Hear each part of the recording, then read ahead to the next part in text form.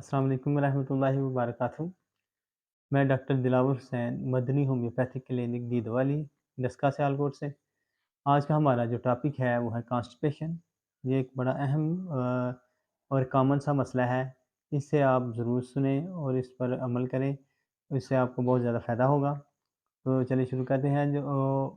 जो टॉपिक है इस कॉन्स्टिपेशन का, इससे ज़्यादा तफ़सील से बयान करने की इतनी ज़रूरत नहीं है।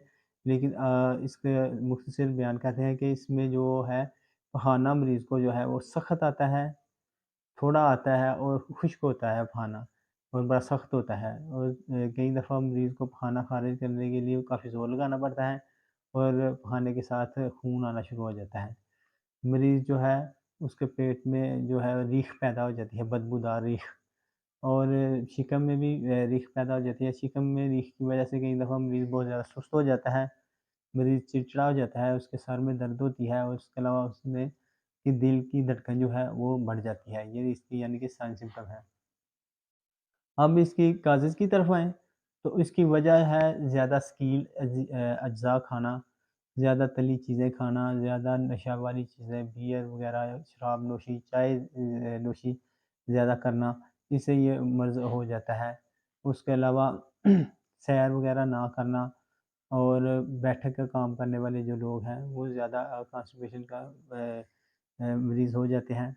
उसके अलावा जो है मरीज़ जो है, जो ज़्यादा सैर वग़ैरह नहीं करते, ज़्यादा सब्ज़ी वाली चीज़ें सब्ज़ियाँ नहीं खाते और ज़्यादातर फ़ास्ट फ़ूड वग़ैरह का इस्तेमाल करते हैं, वो भी कॉन्स्टिपेशन का ज़्यादा शिकार रहते हैं। अब इसकी जो है ट्रीटमेंट की तरफ आएँ, तो उससे पहले आपको कुछ अहम बातें बताएँ कि ये कॉन्स्टिपेशन जो है वो ज़्यादातर औरतों को होती है।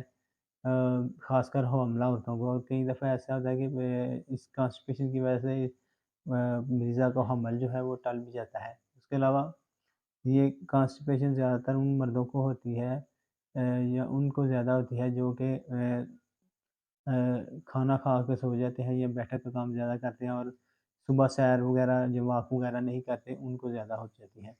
हम इसकी ट्रीटमेंट की तरफ आएँ, तो ट्रीटमेंट में जो सबसे बेस्ट मेडिसिन इस्तेमाल होती है वो है नक्स-वामिका। नक्स-वामिका मेडिसिन इस वक़्त दी जाती है जब कि मरीज़ को थोड़ा-थोड़ा पखाना आए और नामुकम्मल हाजत हो। जब पखाना करके मरीज़ आता है तो उसे ऐसा महसूस होता है जैसे अभी भी पखाना है। फिर दोबारा पखाना करने के लिए जाता है, लेकिन बार-बार करने के बावजूद भी उसकी हाजत मुकम्मल जो है कवर नहीं होती। तो मरीज़ जो है परेशान-सा होता है।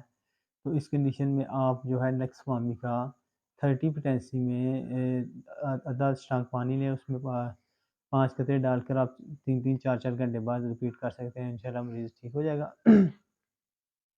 उसके अलावा दूसरी मेडिसिन जो आ जाती है वो है ब्रायोनिया। ब्रायोनिया का मरीज़ जो है उसका पखाना जो है वो होता है, लंबा होता है, खुश्क होता है और जो है ऐसे जैसे जला हुआ होता है मरीज़ का पखाना। तो और मरीज़ को जब प्यास बहुत लगती है, पानी पीने के बावजूद भी इसका मुँह और होंठ वगैरह जो है खुश्क रहते हैं। तो ऐसी कंडीशन में आप 30 पोटेंसी में आधा छाँक पानी लें और उसमें 5 कतरे डालकर आप 4-4 घंटे बाद दे सकते हैं, इंशाल्लाह मरीज़ ठीक हो जाएगा।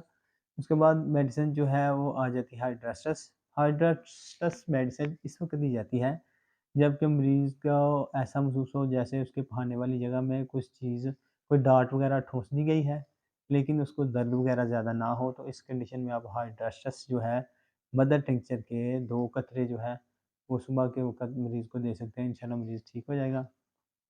उसके बाद अब आ जाती है बारी अगर उसके पास ओपियम की। ओपियम जो है वो ऐसी मेडिसिन है कि इसके पखाना जो है वो ऐसा आता है जैसे छोटी-छोटी गोलियों की शक्ल में, और सख़त खाना होता है, ब्लैकिश होता है, गोलियों की शक्ल में होता है और मरीज़ को जो है वो बहुत ज़ोर लगा कर ये खाना करना पड़ता है।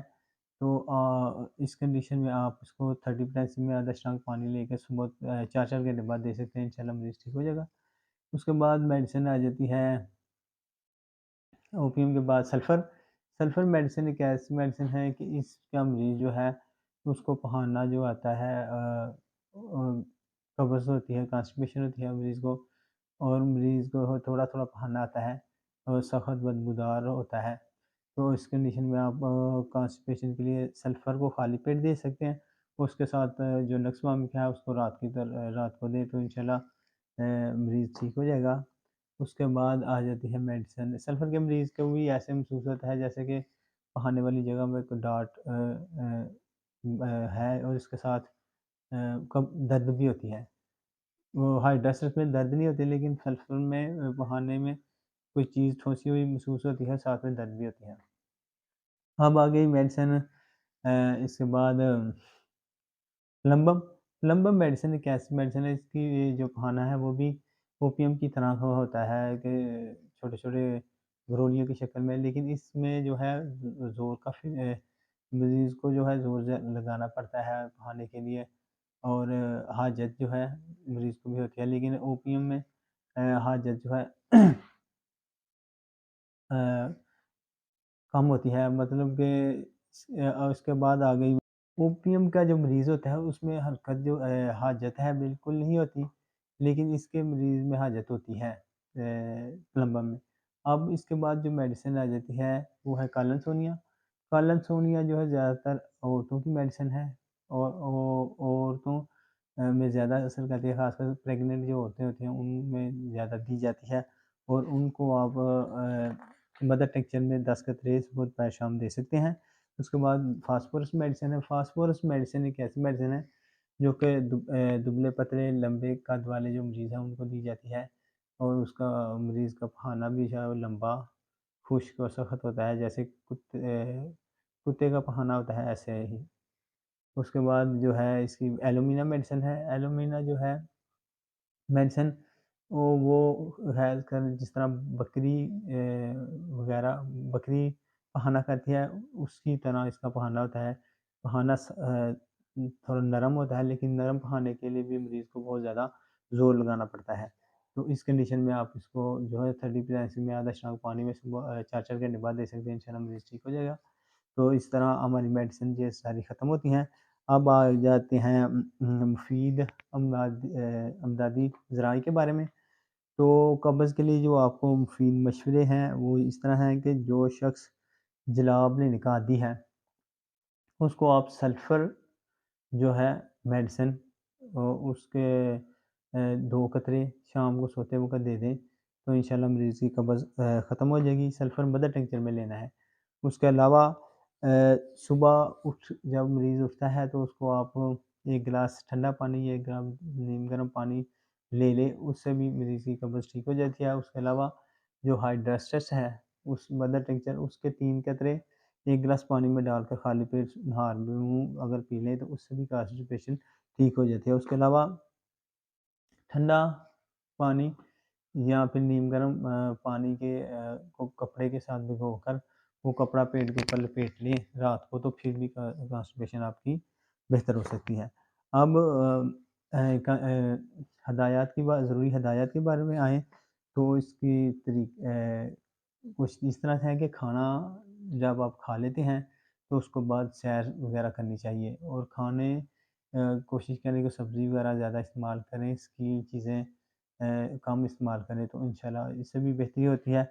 उसके अलावा जो आटा है, अनछना आटा, गेहूँ वग़ैरह का जो आटा होता है, अनछना आटा इस्तेमाल करें क्योंकि छना हुआ और बारीक आटा जो होता है वो और मैदा वाले जो आटा है, मैदे की रोटी वग़ैरह ये कॉन्स्टिपेशन बढ़ाती है। लेकिन अनछना और जो छान वाला आटा होता है, मोटा आटा, वो बेहतर होता है, उससे भी कॉन्स्टिपेशन जो है वो कवर हो जाती है।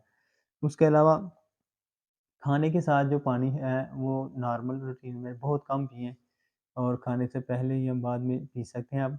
खाने के दौरान कम पानी पीना चाहिए, उसकी वजह ये है कि अगर पानी ज़्यादा मकदार में पिएँगे तो जो सिक्रीशन मैदे में होती है वो ज़्यादा हल होके पतली हो जाती है और सही तरह डाइजेशन नहीं होती। और बिल्कुल ना पिएँ तो फिर भी खुश्क होने से मतलब कि खुश्की होती है ज़्यादा फिर मैदा, तो फिर भी सही तरह डाइजेशन नहीं होती।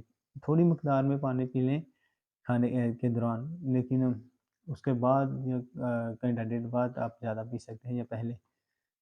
खाने के दौरान ज़्यादा पानी नहीं पीना चाहिए, थोड़ा पीना चाहिए। उसके बाद ऐसे अशख़ास होते हैं जिनकी जो है मैदे में खुश्की होती है। खुश्क होते हैं उनके मज़ाज और खुश्क मैदा होता है उनको मक्खन वगैरह या घी वगैरह का इस्तेमाल ज़्यादा करना चाहिए, क्योंकि ज़्यादा खुश्की की वजह से भी कॉन्स्टिपेशन पैदा होती है। तो इससे भी बेहतरीन हालात हो जाएँगे। उसके अलावा शराब नोशी, मंशियात, नशावर चीज़ें, ज़्यादा चाय पीना, ज़्यादा तम्बाकू नोशा, तो ये सब छोड़ दें, क्योंकि इनसे भी कॉन्स्टिपेशन हो जाती है। तो इन चीज़ों को छोड़ दें, सुबह की वॉक करें और खाना वक़्त पर खाएँ और ताज़ा फल जो हैं, पके हुए फल, वो खाएँ। तो इंशाल्लाह मरीज़ की कब्ज़ ठीक हो जाएगी और मरीज़ बेहतर हो जाएगा। आज का हमारा टॉपिक ख़त्म होता है। अगर अच्छा लगा इसे लाइक, शेयर और कमेंट्स करें और चैनल को सब्सक्राइब लाज़मी करें ताकि हर नए आने वाली वीडियो आप तक पहुँच सके। अल्लाह हाफ़िज़।